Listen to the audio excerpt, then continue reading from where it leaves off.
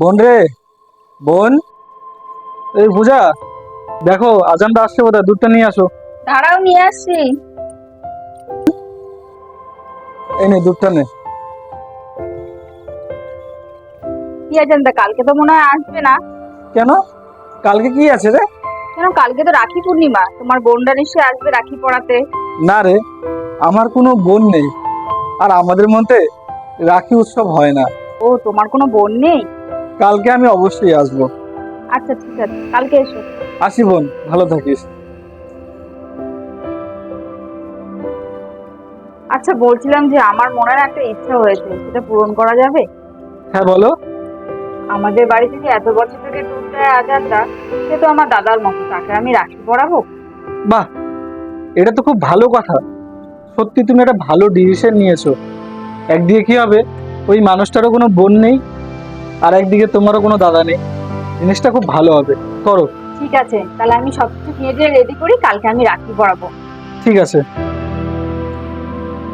আজকে আমি প্রথমবার রাখি পরাবো, দাদার আসার সময় হয়ে গেছে।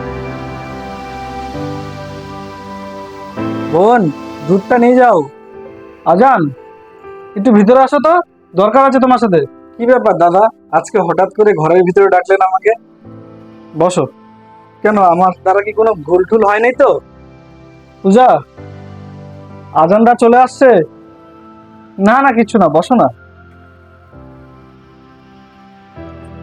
আরে, দাও, এগুলো হাতটা কি? দাও। এগুলো কি বোন?